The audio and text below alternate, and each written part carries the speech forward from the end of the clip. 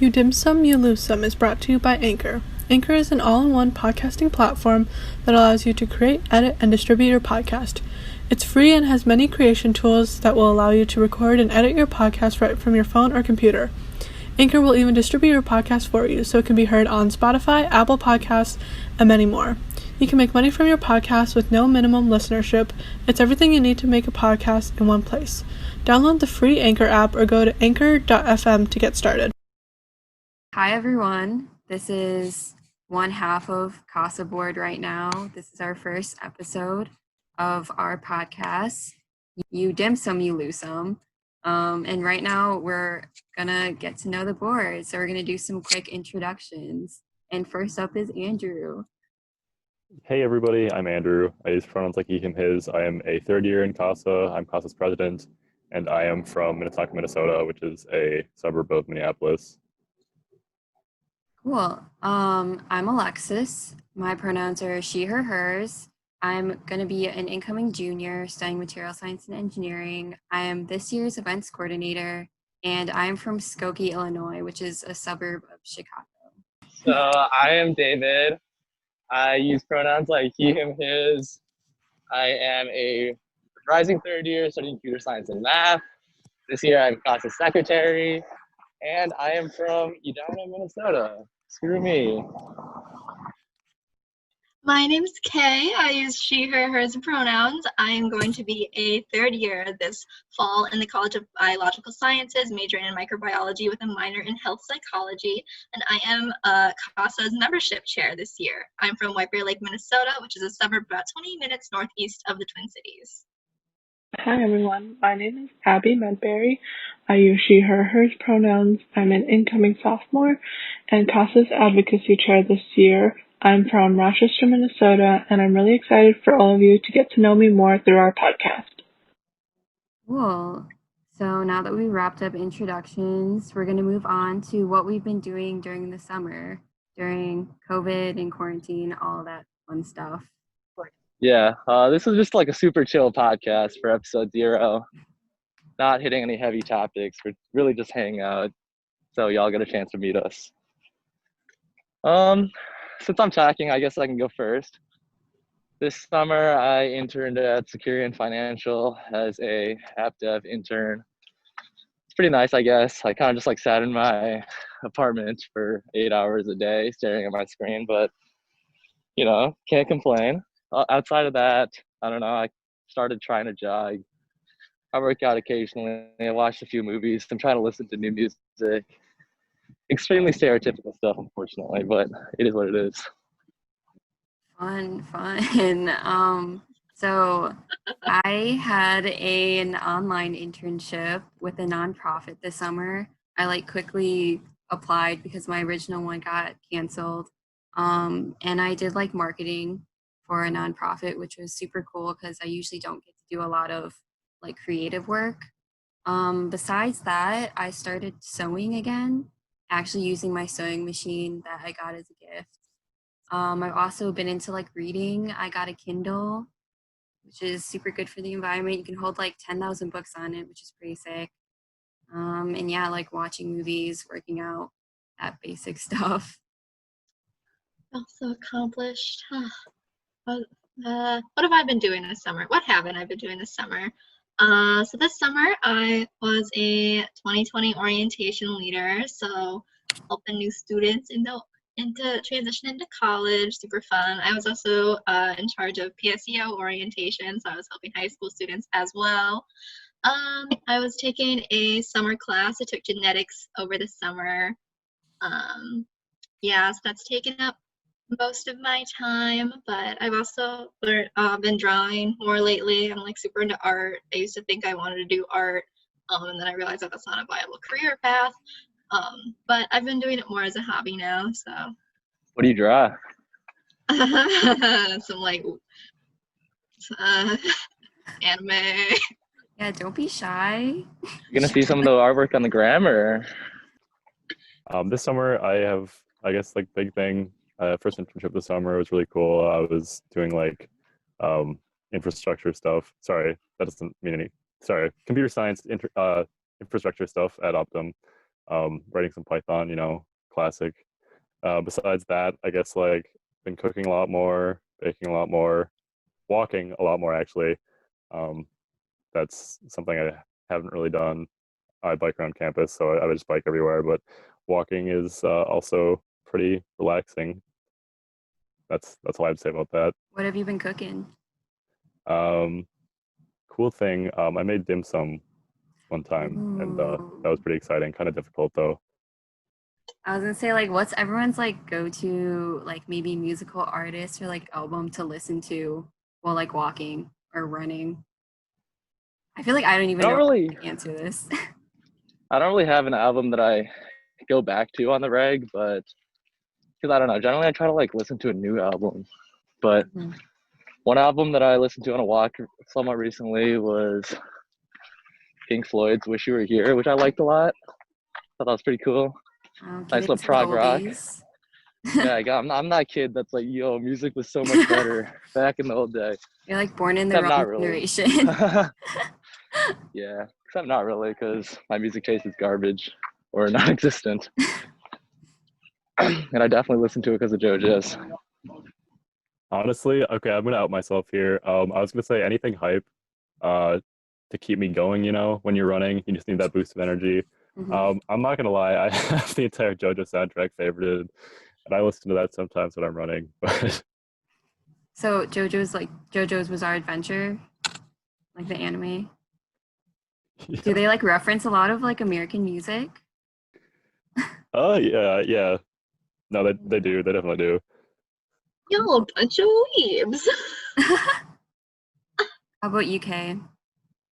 Um, bold of you to assume that I walk or run. Uh, Maybe just like a go-to song that like gets you going.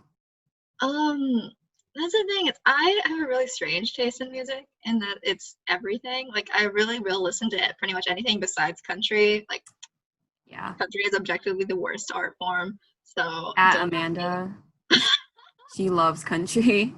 But yeah, basically I just have a bunch of obscure Spotify playlists that have really strange names that I listen to. So the one I usually drift back to is just called Hyperfixations, and it's pretty much exactly what it sounds like.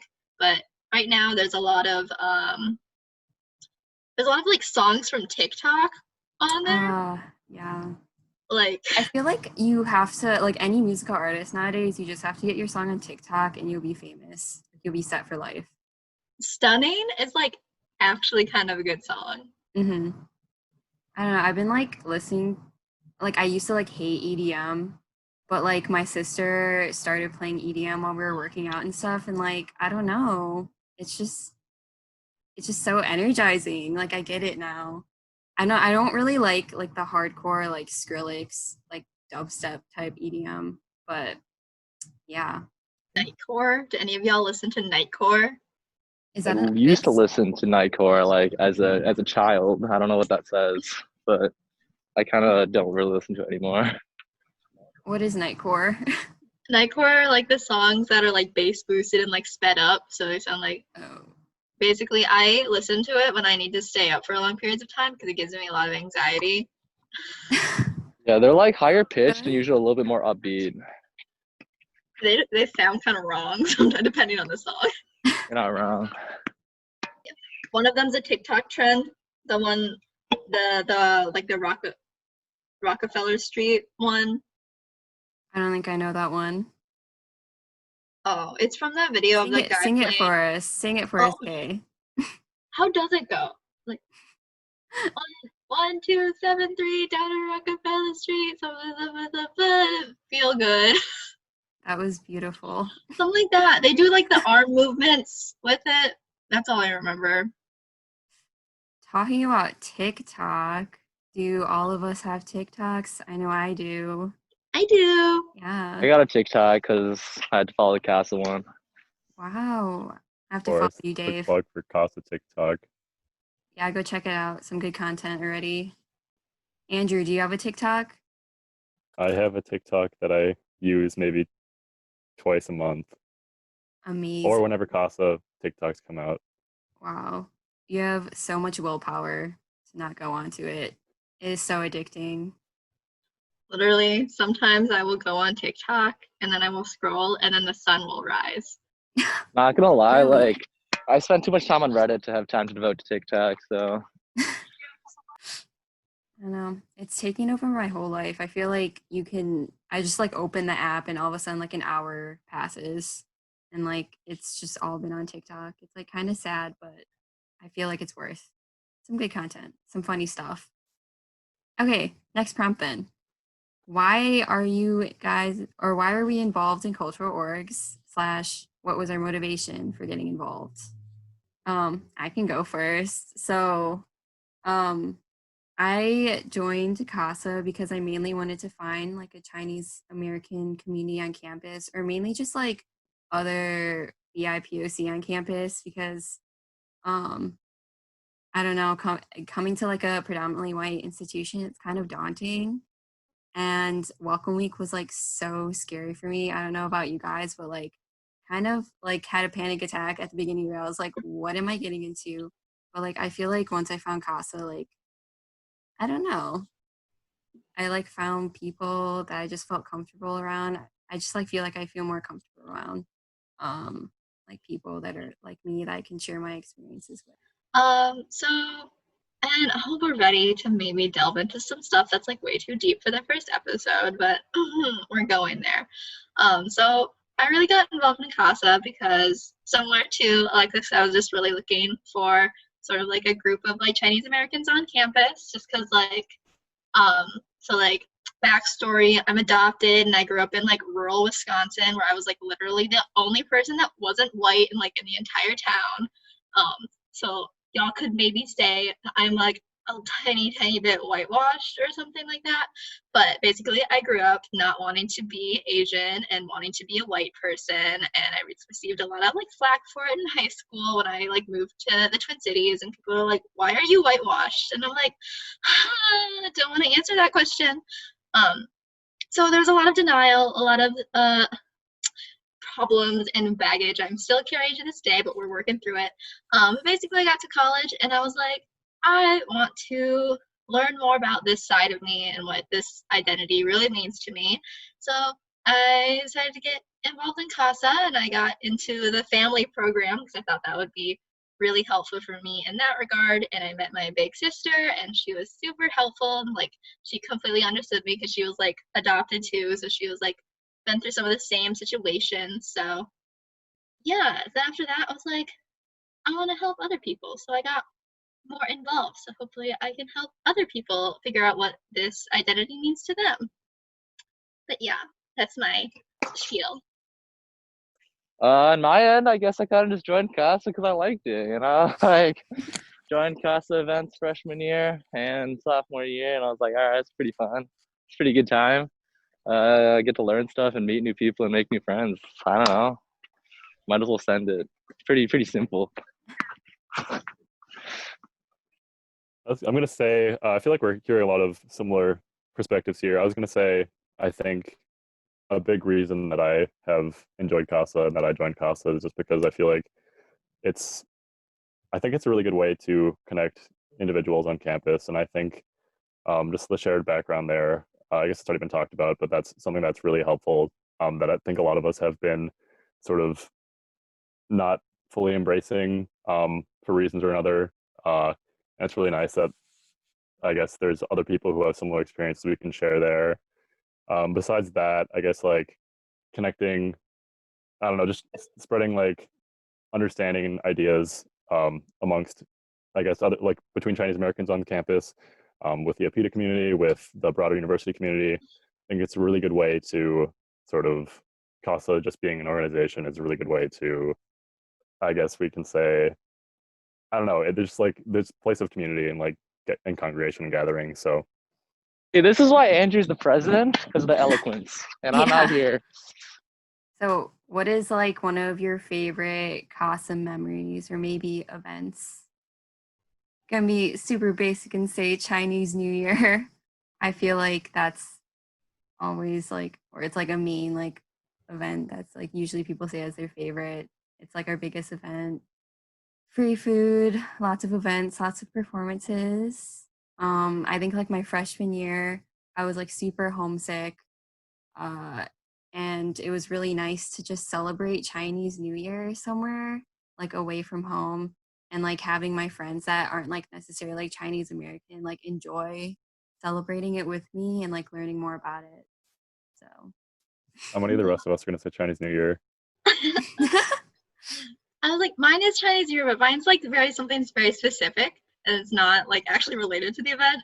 It was last year's Chinese New Year. I thought it's a really funny memory that I still have, was just having Jacqueline, who was a previous year's board member, just come up to me like all decked out, like ready to go, and she's like, "Do you want to be a stagehand? Because I can't find who's supposed to be a stagehand. Will you please be a stagehand for me?" And I was just like, huh?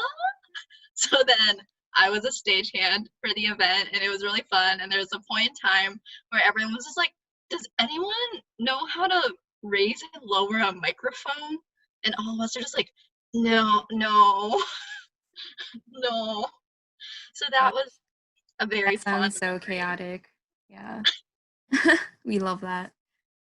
To get a little bit of variety in here, I'm gonna say I really liked the mental health event. How are you? We did last year. Like it was a very, I guess, more intimate event, and just having smaller groups, and I guess just especially, I feel like for me, it was one of the first times I really like talked to. I mean, like I feel like for a lot of people, mental health is sort of a topic that is sort of personal and it's not really talked about a lot. But yeah, that event was really, I guess, I don't know, I just really like that event because just getting to share more, I guess, about myself and just hearing more about other people, and just realizing that a lot of people have issues that aren't really brought to the surface when you interact with them on a day-to-day basis. I'm gonna keep it. I don't really know. I like the How Are You event a lot. I kind of just like the I like family program events a good amount, just because it's more of a chance to like hang out in an organic fashion without like an event, and just like meeting people and chat with people. And I guess freshman year, your big buys you dinner, but then I had to buy dinner, so it all comes around. Pet peeves. I can go first. My first pet peeve is when people eat with their mouth open. I forgot there's like a word for it.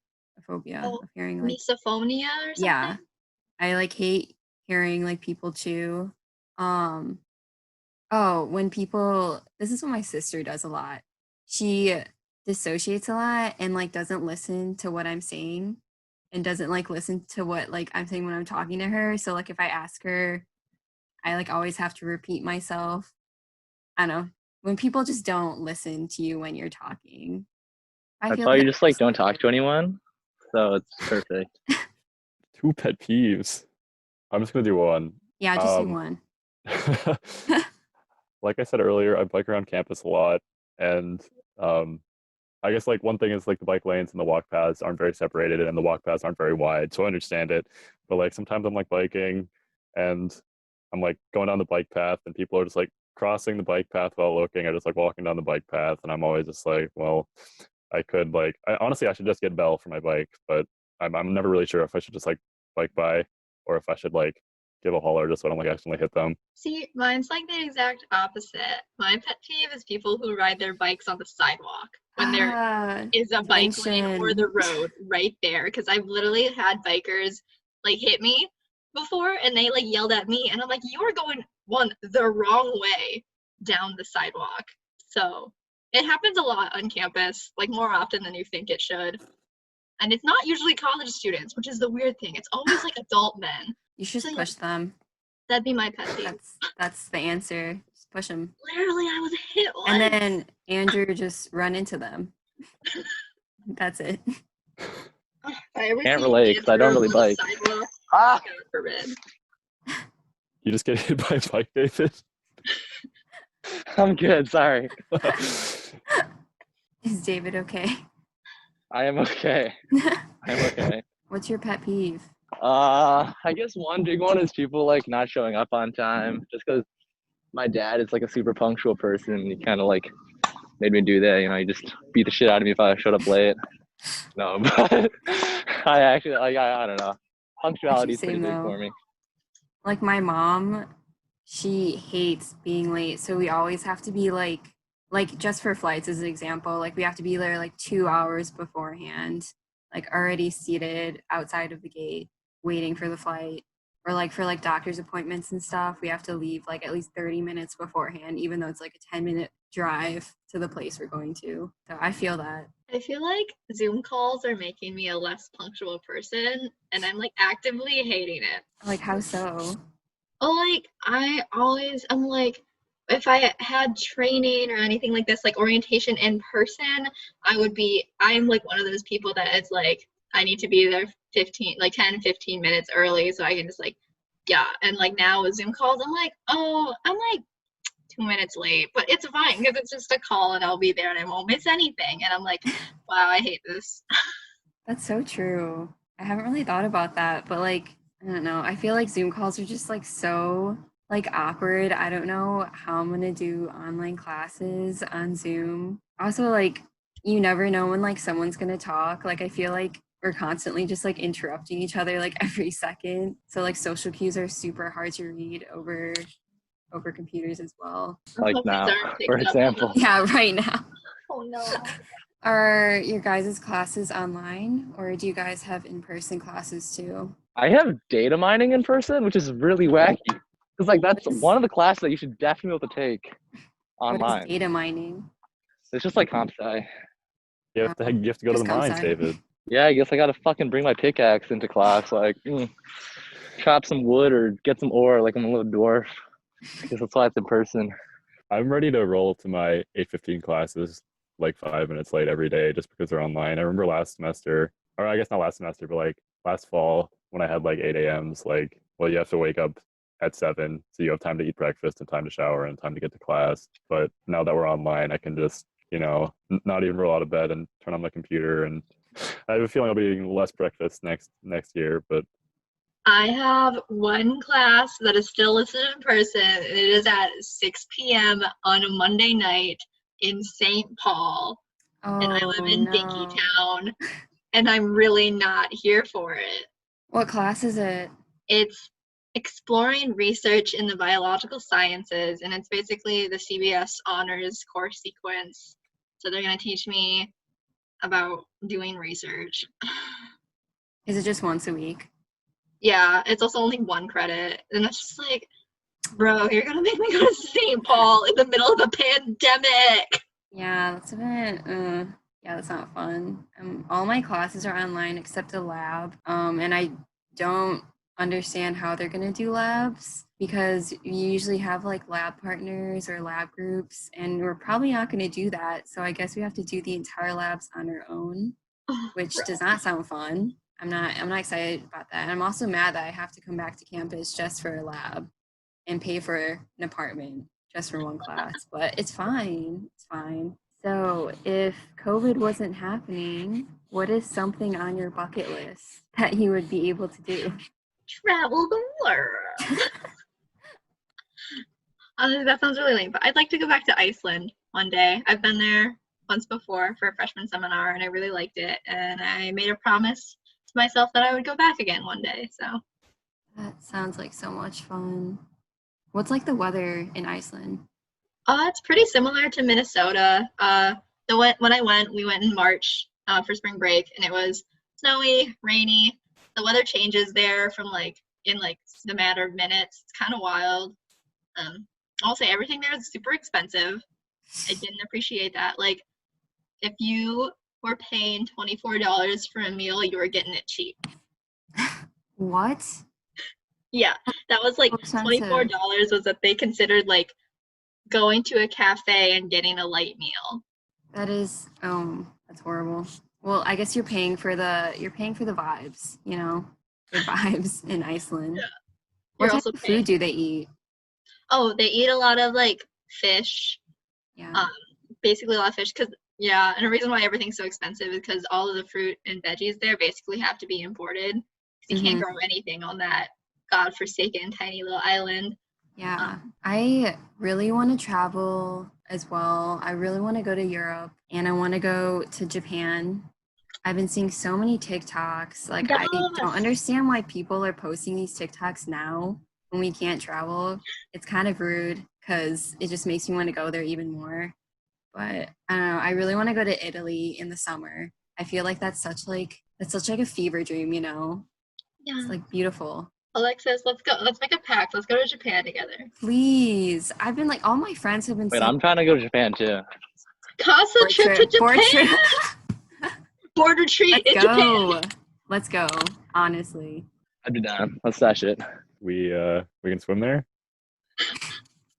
That Yeah, that was a shitty joke. I guess I have two things that I like actually really want to do. One's like traveling, like I want to go to all 7 continents. So I've been looking at Antarctica cruises in my downtime, and then I kind of want to find my birth parents, Relatable. but like I kind of don't. Do you know what I mean? Relatable. I've never really like thought about my bucket list, you know. like what's something you really want to do that you haven't done yet? I am a Maybe desireless simple. person. I'm like a guru. You just said you wanted to Yeah, go I'm to just- Japan. I mean, I can't say I want to go to Japan again. It's not like that's basic. I'm trying to think of something that's not traveling. Did you just call Maybe, me and like- Alexis basic? Yes, Can I start a vote to kick David out of board? do it, please. Start it in the group chat. Get me out. I don't know if I have anything to say either here. I feel like Well, like eating a really good meal, like going to Sukibashi Jiro in Japan would be pretty gas. I'm kind of craving some sushi. So like being bougie for a day. Yeah, just like getting some really nice food. You know, I feel like that's gotta hit different, right? you know, yeah, I might take that one too. I don't have any food in mind, but I feel like I don't know. I don't know what to say. There's nothing you want to do that you haven't done yet. It can be like something stupid. Okay. You wanna, like, Now we're get married talking. or something? Anything. Maybe I think it'd be cool to learn how to do like some sort of gymnastics, kind of. I don't know. I mean, Well, I that'd feel be like that'd be difficult. pretty sick. Like Go That to would the be being able to do a This came backflip or out some of shit. left field. Yeah, like a backflip. I don't know. That's probably the classic. I don't know how to do gymnastics, but I can do something cool right now. Example. Yeah, that's pretty cool. We're gonna start Andrew's backflip lessons once you get back. I'm ready. So like I want to learn how to cook well. I know how to cook like basic dishes, but I really want to like I've been trying to get like my father's recipes and like put them into a cookbook. So I think once I get picked to campus, like now that I have more time and I'm going to be in my apartment basically like every single hour of the day, I want to learn how to cook like good Chinese food. How about some phobias you guys have? I was actually talking about this at work. And like I feel like I have normal phobias a little bit, like everyone's a little afraid of heights and stuff, but I also have really irrational fears. I'm really scared of tall people. So when I first met Andrew, I was really scared of him. What? Like anyone above 6'1" is just really scary for some reason. For some reason. Yeah. What? Well, because think about it, if Andrew looked exactly the same except he was like 5'9", I feel like he'd be like a less like intimidating figure. I don't know what to say to that. Let's cut Andrew off at the knees. Wow, that's wild. I've never heard of that type of fear. I feel like there's a type of fear for like everything. Yeah. Well, Abby kind of stole my scared of heights one and called it normal. I was gonna say every time I've been in like a high place, I've just like looked down and been like, you know what? I don't know why I'm scared of heights, and I like look down and I try to like, reason with myself a little bit, but I always end up feeling more scared than I did before I started like trying to convince myself that I'm not scared of heights. Have you seen those like parkour videos where people jump from skyscraper to skyscraper? They always make my knees weak whenever But that's actually like dangerous though. Like people Yeah. straight up die doing that, so it makes sense that you're scared of that, you know? I'm scared of bugs. That's super basic. I can like kill them, but if they're super fast and if they can fly, then I'm just gonna leave them there because I can't do anything. Also, when I was in Hong Kong, the spiders were like the size of like baseballs, and the moths were like huge as well. So that kind of just like, that was not a fun experience.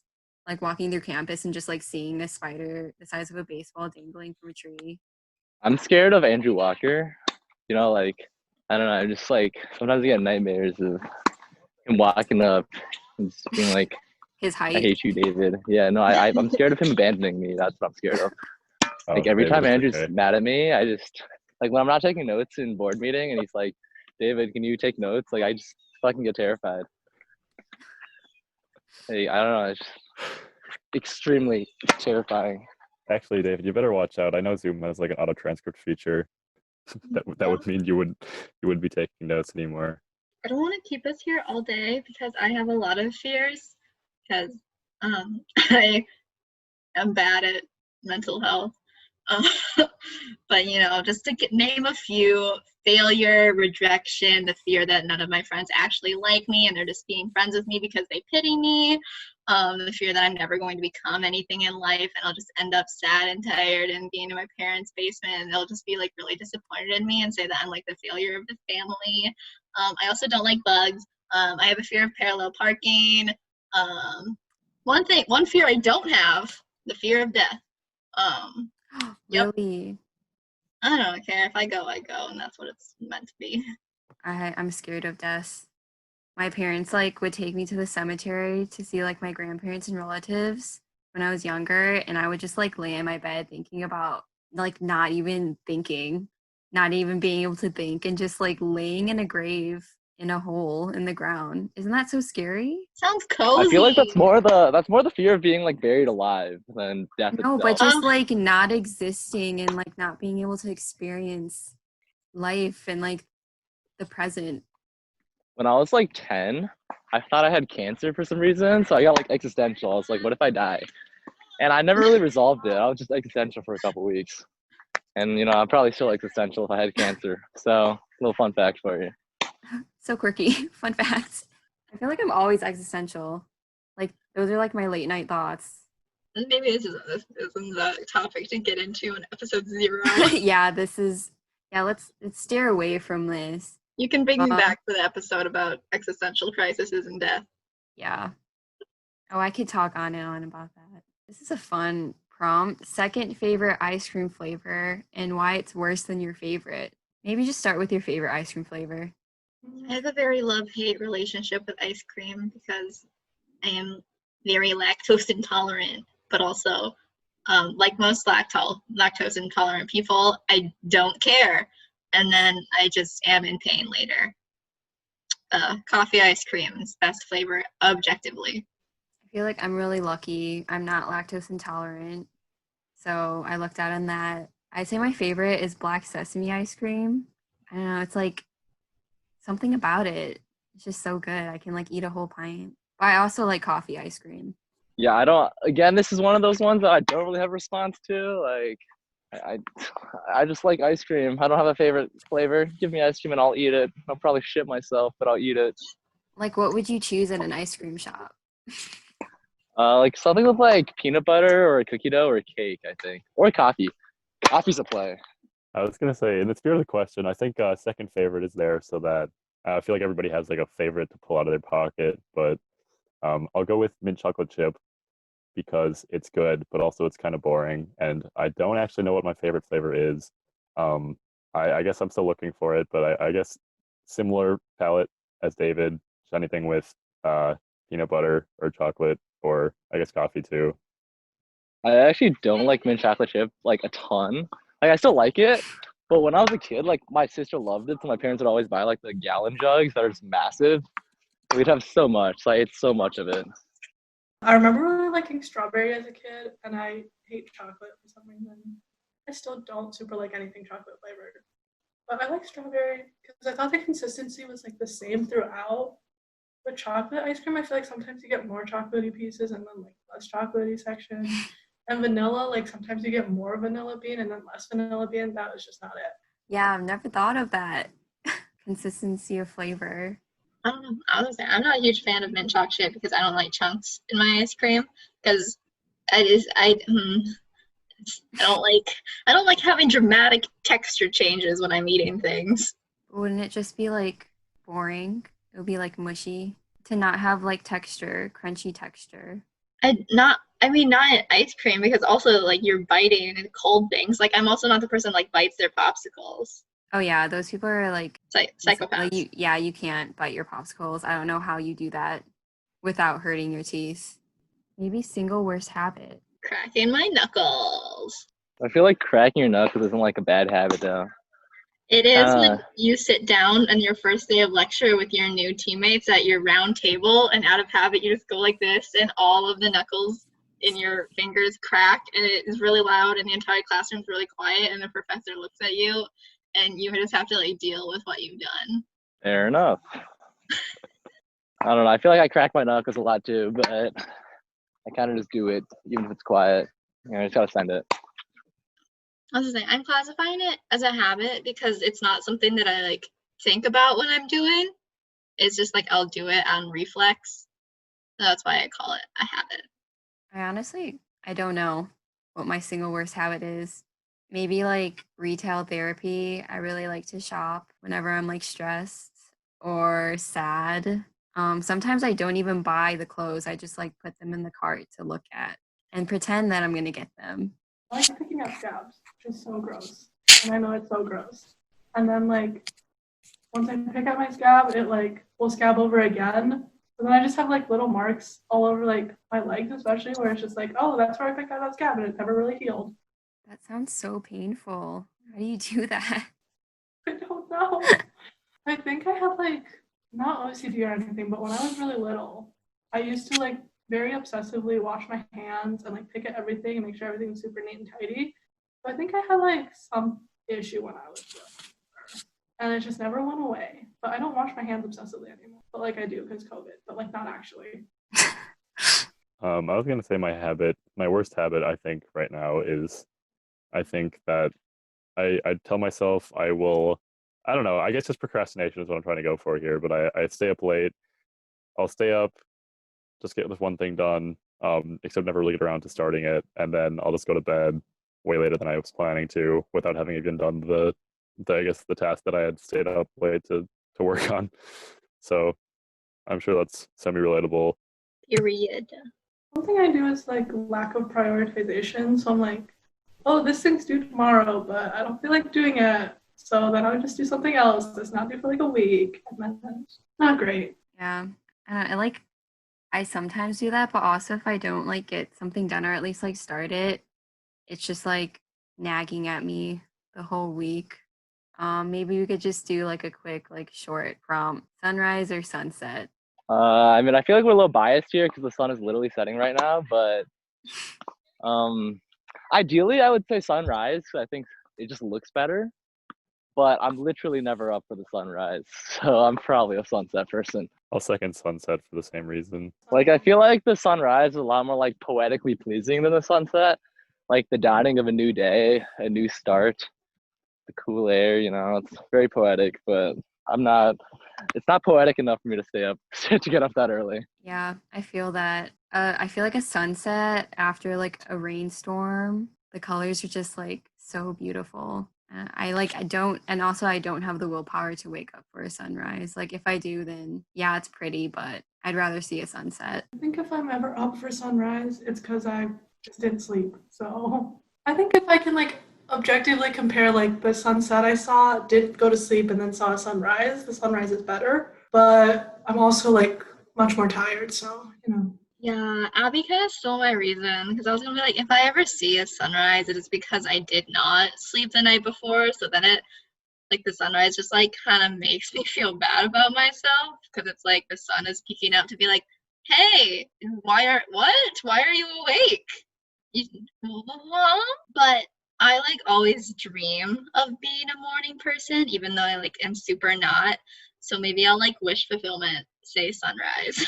Speak it into truth and then it will happen maybe.